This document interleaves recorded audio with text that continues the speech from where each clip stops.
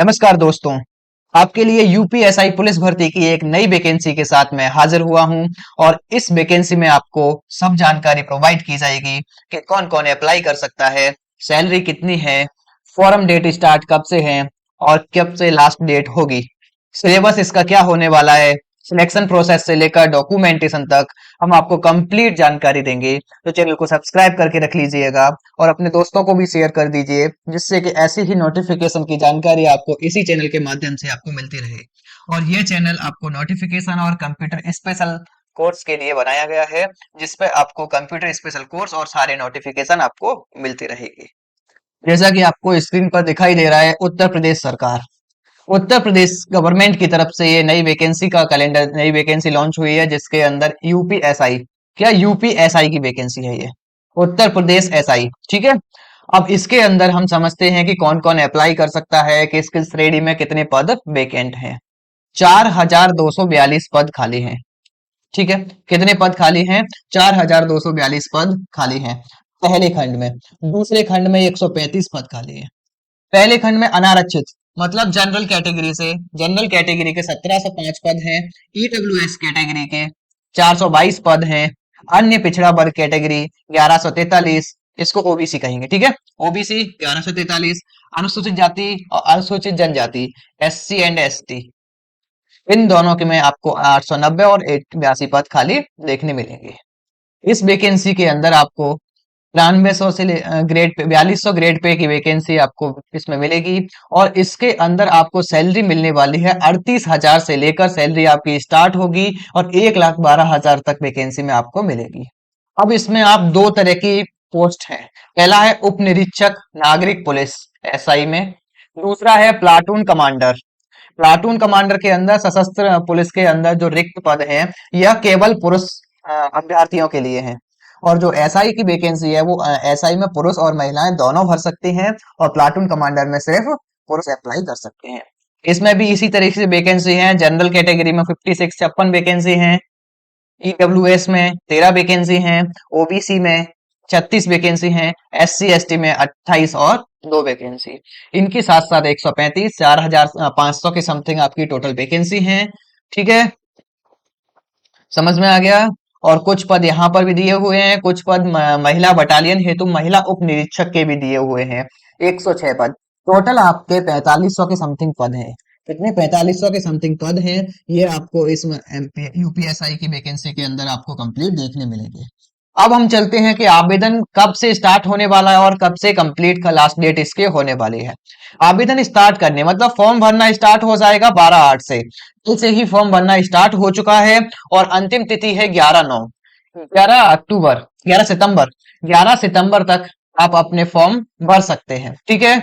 आवेदन शुल्क जमा करने की अंतिम तिथि, आवेदन शुल्क जमा करने की तिथि स्टार्ट होती है 12 से लेकर जब तक आप अंतिम तिथि रहेगी तब तक। ठीक है। जमा किए गए शुल्क के समायोजन की तिथि 12 से लेकर 13/9 तक।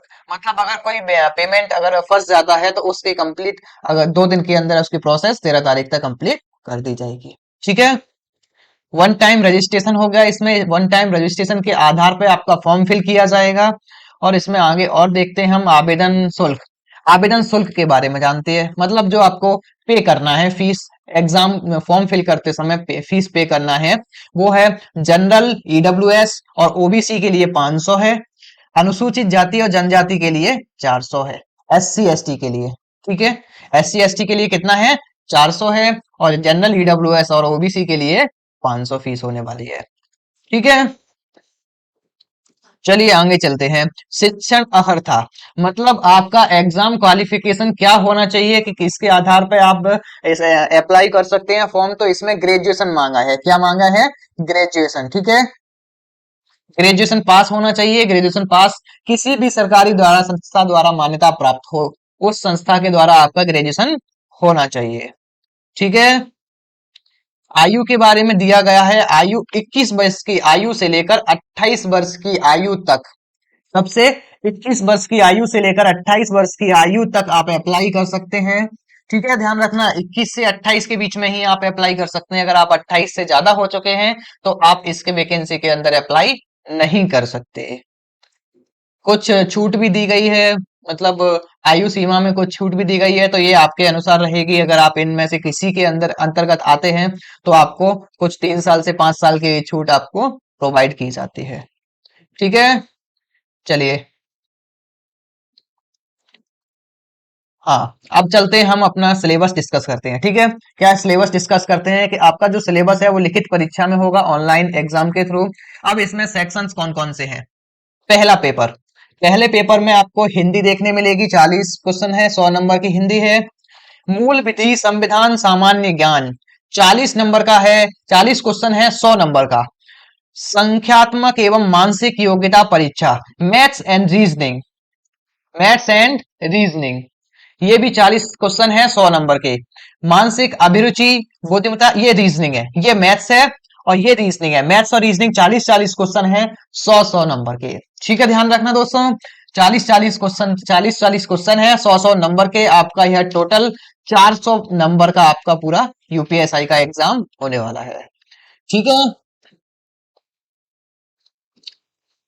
एक चीज और है, यह लिखित परीक्षा ओएमआर आधारित परीक्षा प्रणाली के अनुसार संपन्न कराई जाएगी। यह ऑनलाइन एग्जाम नहीं होगा, यह ऑफलाइन एग्जाम होगा। ठीक है, ऑफलाइन एग्जाम होगा ओएमआर सीट पर। ध्यान रखिएगा, इसमें साफ साफ लिखा हुआ है, वह यह परीक्षा ओएमआर सीट पर ली जाएगी, ऑफलाइन ली जाएगी, और यह परीक्षा आपकी ऑनलाइन नहीं होगी। ठीक है, चलिए। लिखित परीक्षा के लिए विस्तृत प्रक्रिया, जो भी आपकी प्रक्रिया रहेगी, अभी इसमें सिर्फ ओएमआर सीट के बारे में लिखा हुआ है। अगर आपका ओएमआर से रिलेटेड अगर कोई भी जानकारी होगी तो उनकी वेबसाइट पर जाकर आप चेक कर सकते हैं कि यह जानकारी रहेगी। इसमें समय मिलेगा आपको, 2 घंटे का समय मिलेगा। 160 क्वेश्चन सॉल्व करने में 120 मिनट का समय रहेगा। कितना में रहेगा? 160 क्वेश्चन सॉल्व करने में 120 मिनट का समय रहेगा। ठीक है, परीक्षा 4 भागों में होगी, 4 सेक्शन होंगे, जैसा अभी हमने ऊपर बता चुके हैं। हिंदी, हिंदी है, मैथ्स है, रीजनिंग है, और पॉलिटी है। ठीक है, पॉलिटी के अंदर जो अभिरुचि है वो भी है। ठीक है, चलिए आगे चलते हैं। ओएमआर सीट के माध्यम से यह परीक्षा कराई जाएगी।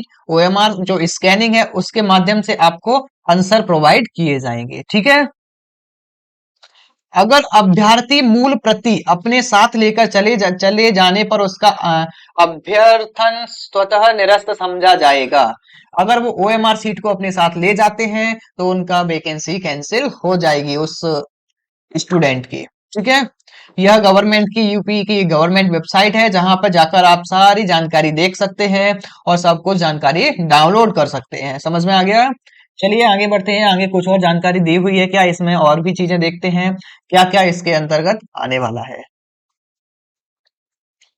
चलिए, इसके अंतर्गत जो भी और भी अन्य जानकारी रहेगी वो हम आपको अगली वीडियो में कंप्लीट बताएंगे, जिसमें इस नोटिफिकेशन को कंप्लीट रीड करने के बाद हम आपको प्रॉपर तरीके से जानकारी आपको दे पाएंगे। ठीक है, हाँ, इसके अंदर एक चीज और है, जो फिजिकल टेस्ट होगा,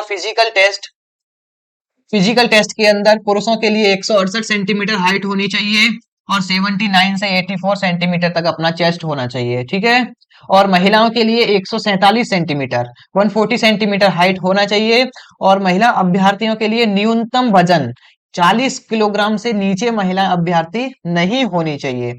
सामान्य और अन्य पिछड़ा वर्ग के लिए 152 सेंटीमीटर है।